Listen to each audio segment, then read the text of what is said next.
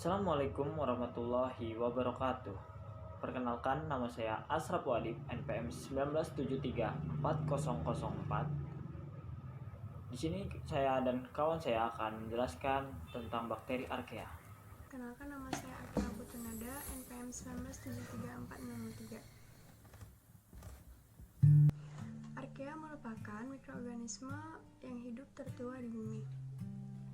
Archaea ini merupakan mikroba utama dalam lingkungan terestrial dan akuatik dan hidup dalam lingkungan anaerobik dalam kadar garam tinggi atau air panas.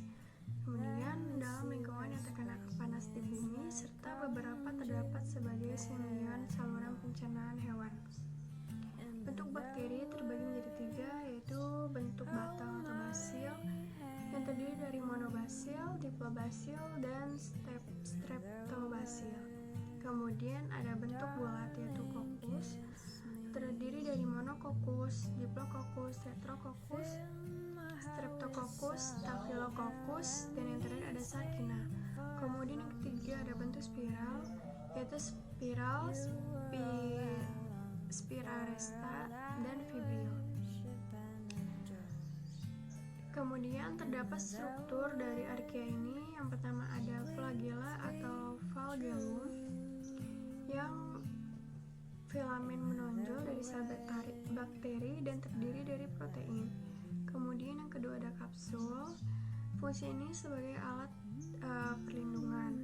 Kemudian ada dinding sel, struktur yang kompleks dan berfungsi sebagai penentu bentuk sel. Keempat ini ada membran sel, di mana molekul atau zat tertentu yang dapat ditransfer. Kemudian yang kelima ini ada sitoplasma sebagai tempat reaksi kimia untuk sel. Yang keenam ini ada ribosom, dibentuk dalam RNA halus dan butiran protein.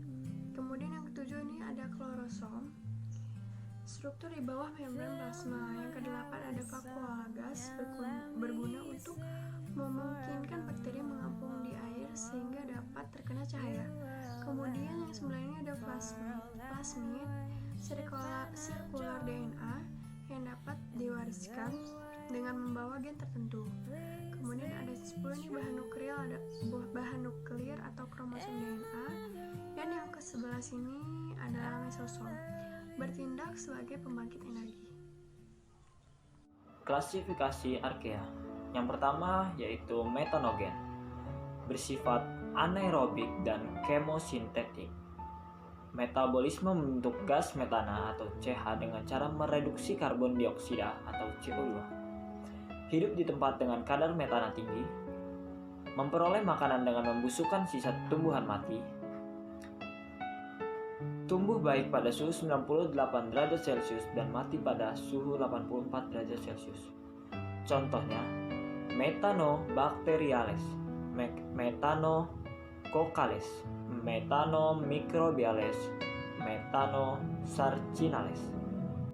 Yang kedua yaitu halofil ekstrim atau halofil, hidup pada lingkungan berkadar garam tinggi, bentuk bulat dan batang tidak beraturan, bersifat heterotop, memiliki flagel, habitat laut mati dan danau Great Salt, hidup berkoloni dan dapat membusukkan bahan makanan yang diasinkan. Energi didapat dengan melakukan respirasi aerobik dan berfotosintesis. Koloni halofil ekstrim terlihat seperti buih berwarna merah sampai dengan ungu. Jenis klorofilnya disebut Bacteriorhodopsin yang memberikan warna ungu.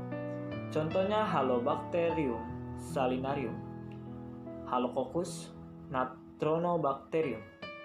Yang ketiga yaitu thermophil ekstrim atau thermosidofilik, hidup pada tempat bersuhu tinggi dan bersifat asam.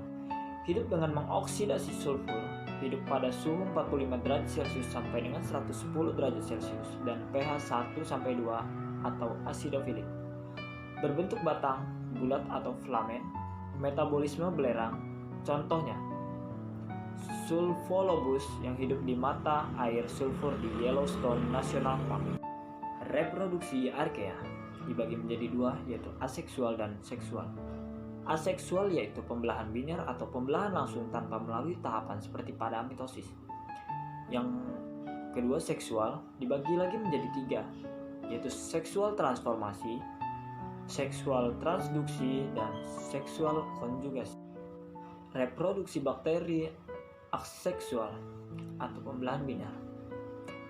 Pertama-tama DNA menempel ke membran sel, kemudian DNA mereplikasi, kemudian membran sel tubuh meluas, menarik molekul DNA hingga terpisah, kemudian membran sel melekuk, kemudian yang terakhir sel membelah membentuk 2 sel baru yang identik. Reproduksi bakteri seksual transformasi. Pertama-tama deonolysis, kemudian keluar menjadi A+, diterima oleh penerima dan menjadi rekombinan baru. Kemudian seksual transduksi, di mana virus mereplikasi virus, kemudian menjadi lisis atau virus baru keluar. Kemudian virus masuk sel bakteri, menjadi DNA yang dibawa virus masuk ke DNA bakteri.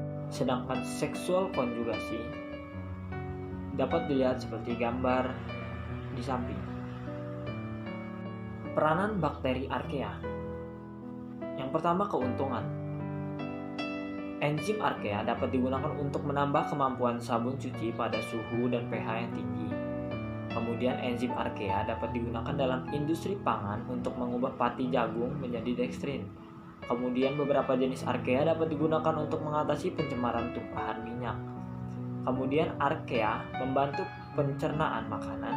Kemudian bakteri metanogen digunakan untuk degradasi limbah pada unit pengolahan limbah. Kemudian membantu pembuatan kompos dan biogas. Yang kedua yaitu kerugian. Penyebab kerusakan makanan yang diawetkan dengan garam.